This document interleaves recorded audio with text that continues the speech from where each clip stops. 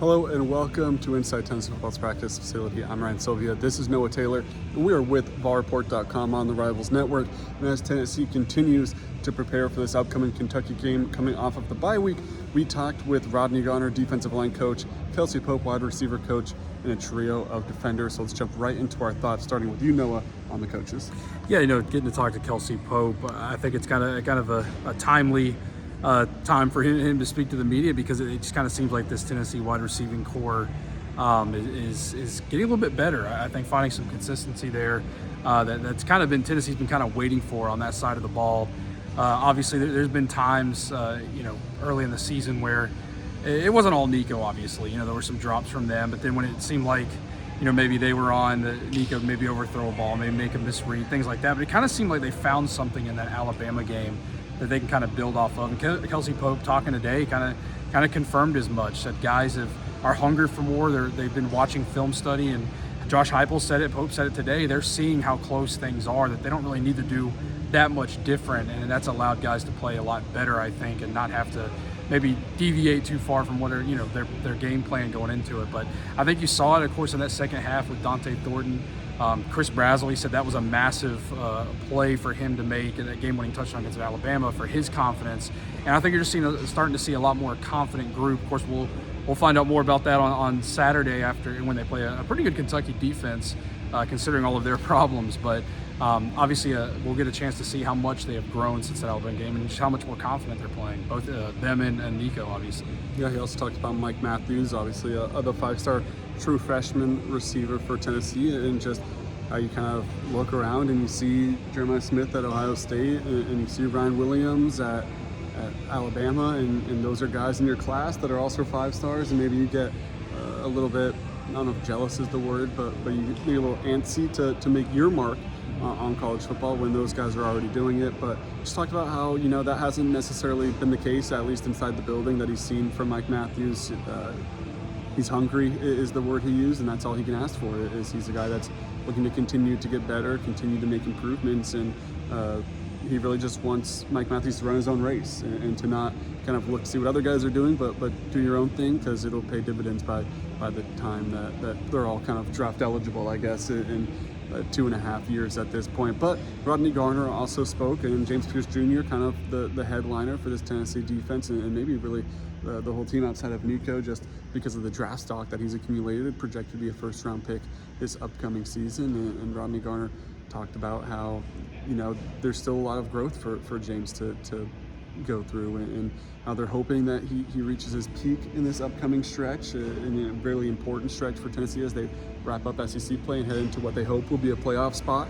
And that although maybe the stats aren't what they were last year, he's played well, but there's another level they want him to get to, and a lot of that is just kind of relying on the team. And that was another point of emphasis for Rodney Garner, was talking about how the individual accolades will come, the high draft picks will come, and like you saw Byron Young just a couple years ago, becoming, I believe, a third-round pick and already putting together a really nice NFL career. Those type of things will come if you rely on the team, if you play for Tennessee and not for yourself, and just kind of that unselfish mentality. So I thought it was cool to hear Rodney Garner talk about that with the Tennessee defensive line that obviously uses a really heavy rotation of guys, up to 12 guys a game on that four-man front.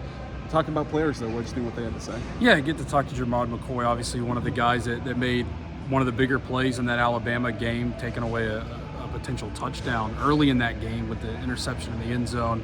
I can't think of a more impactful transfer for Tennessee on this team right now, the way he's been playing. Obviously a young guy himself, coming in after 1 year at Oregon State. I know we've talked a lot about that, but he kind of gave us some insight about how he was as a player then as opposed to now. Said, as a young guy, at Oregon State, he kind of just went on the field and played.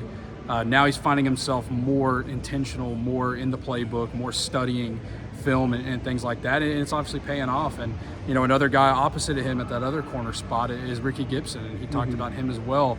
A guy that was a freshman here last year, kind of came on late in the year and is playing obviously a much bigger role now, and said when Jermod McCoy got here in the spring, their conversations were, we want to be the best cornerback duo in the SEC.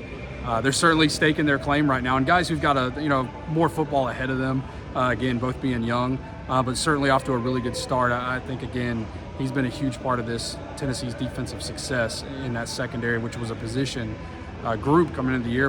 I think we still had question marks, but they've been just as integral to that success as linebackers and defensive line. And on the defensive front, Jackson Moy spoke with the media, a guy that's been in that rotation on Rodney Garner's defensive line, and he talked about kind of the adjustment from being out west, a guy that's from kind of old Pac-12, Pac-10, whatever country, and someone that's now in the SEC. And talked about how, there's good fan bases out there out west, and they have their own atmospheres in their own right, but he was like, hey, in the future, I have kids and they're going to play college football. I'm going to try to get them to play in the SEC because the pageantry and the traditions and the atmospheres are just a notch above kind of everything else, which I thought was cool to hear a guy from the West Coast who maybe wasn't extremely familiar with Tennessee and SEC country saying that, and obviously getting a first-hand view of one of, if not the best atmospheres in the country with Tennessee.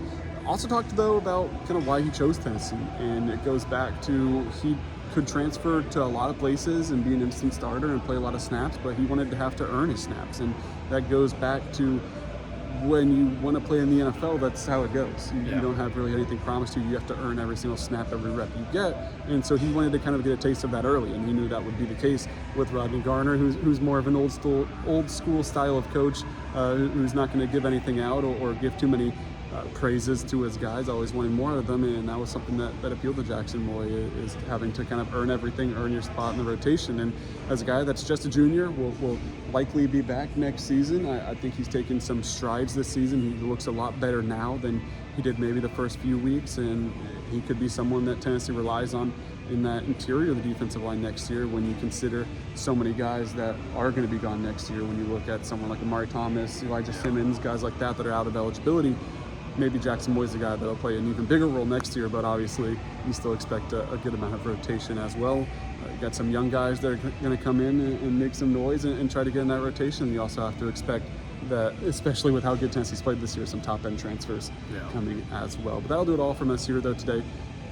Make sure you head over to VolReport.com. We have full coverage heading into that Kentucky game, but then also men's basketball, their first game coming up on Monday. We have content from the Indiana exhibition, and then leading into that first regular season game. And Lady Vols getting their first exhibition going against Carson Newman under new head coach Kim Caldwell. So we'll see what that system looks like firsthand on Thursday. We'll have content from that, but everything you need Tennessee Athletics over at VolReport.com. Thank you for watching.